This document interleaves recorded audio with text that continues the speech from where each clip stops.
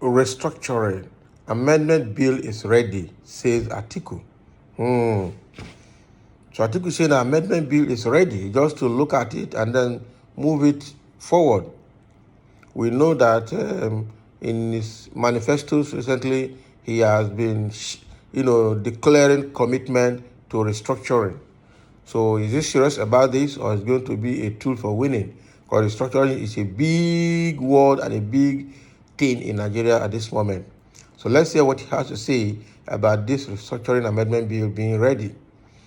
Former Vice President and PDP presidential candidate Alhaji Atiku Abubakar declared on Wednesday that a draft amendment law for the restructuring of Nigeria is finished and will be presented to the National Assembly as an executive bill on the opening day of the 10th Assembly's session next year.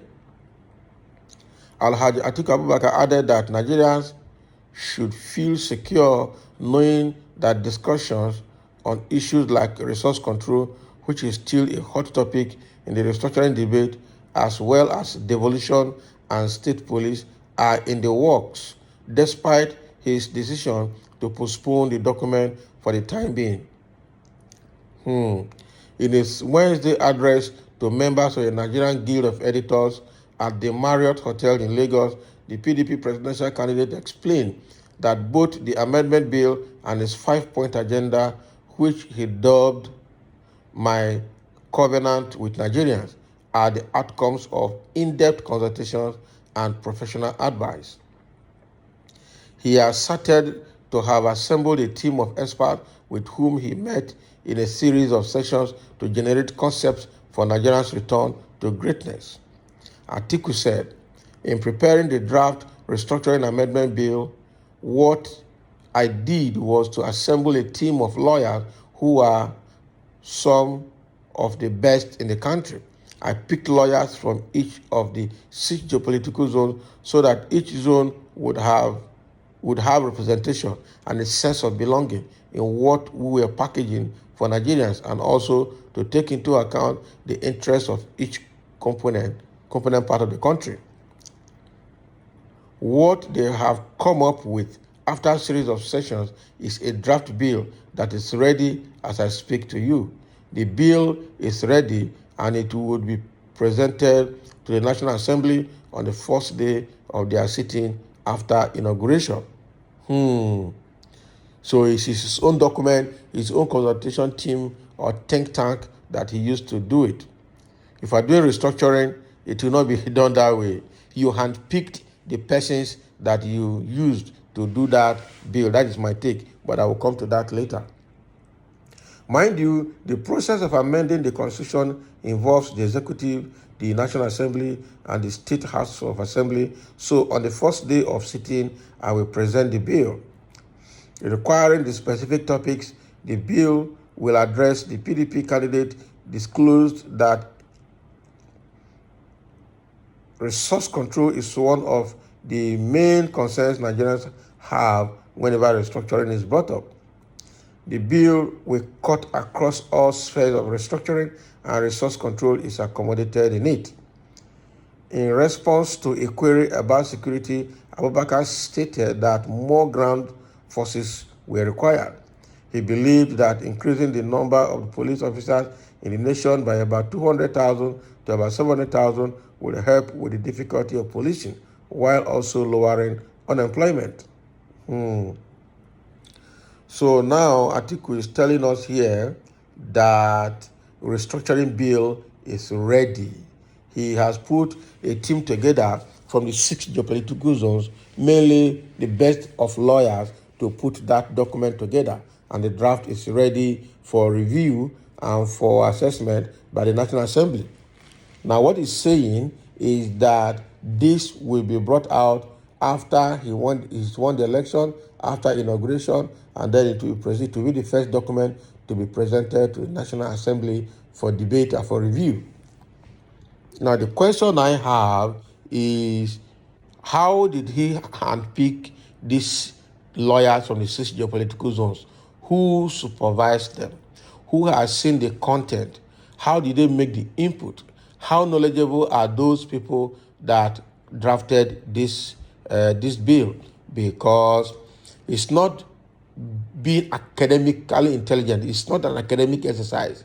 It's something that anybody knowledgeable about the issue of Nigeria and the issues in each of the geopolitical zones, very knowledgeable, well experienced, understand the history and the data governing those areas before you can be part of that team to make input.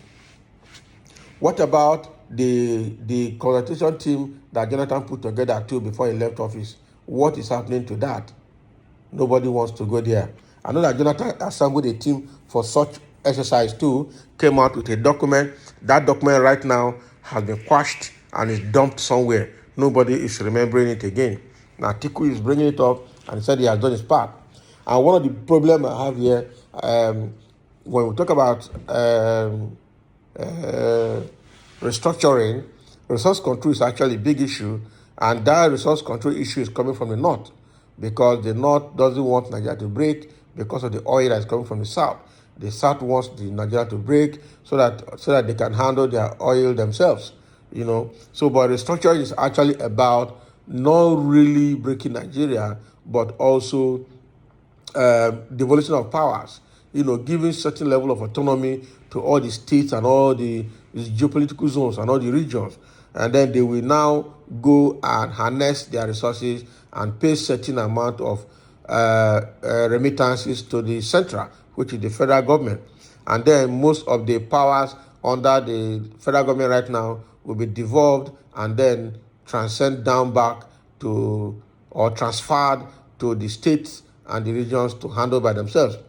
And so the issues that the federal government will handle will just be basic issues that affect the entire country, such as the military, immigration, customs, and federal road safety, and some of those other aspects of the government that borders or that affect the entire country. Okay. So Atiku, we understand that this is not a mantra. I can call it a restructuring mantra because in all of his rallies and all of the town hall meetings he has had this week, it's all about restructuring. It's all about devolution of powers, mainly restructuring, right? You know that everybody in Nigeria, especially in the south and middle belt, want to hear structuring. Are we sure Atiku is not playing on the intelligence of Nigerians, especially the middle belt and the southerners, that restructuring is part of his agenda? Because everybody wants to hear what he wants to hear from each of the candidates. Now look at a few of comments here. Somebody saying the clamoring for restructuring comes from the south, and Atiku agrees state police resources control and first term only for Atiku's presidency. You agreed sell off refineries, all the requests from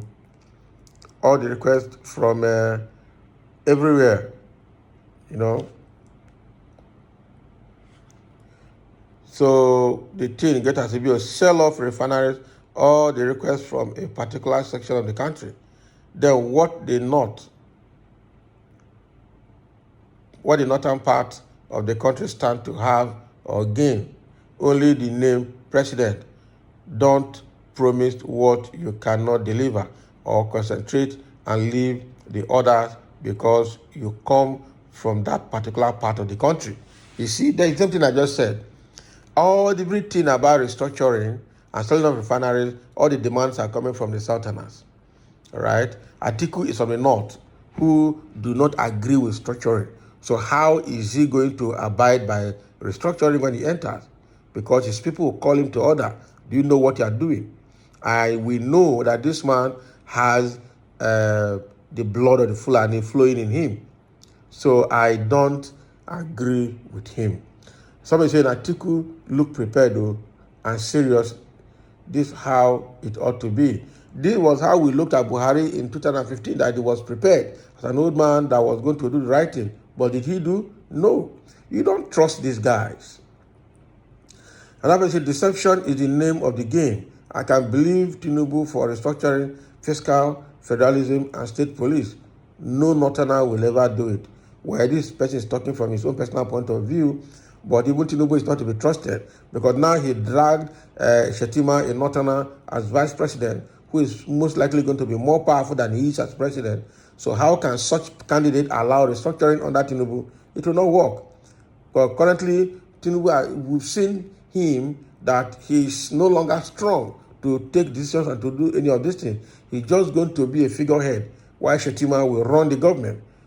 So that is more like the government of the Northerners as well. Right? I'm sure gullible Southerners will believe Atiku. Deception is part of politics. That is true. I don't believe Atiku one bit. I don't believe Atiku one bit. The only person I can trust on this is Obi. These people are full of deceit. They can do anything just to get what they want. If they fool you twice, well, shame on you for giving them second chance. Obedience is better than sacrifice.